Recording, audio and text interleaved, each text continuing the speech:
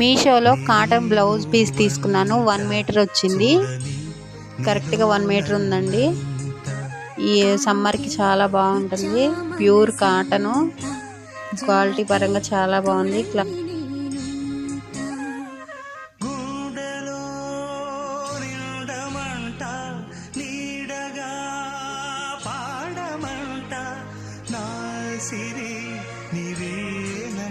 సుందరి నేను వంట చూడని నీలో నన్నంత కానుకే ఇచ్చా మనసంత జన్మకే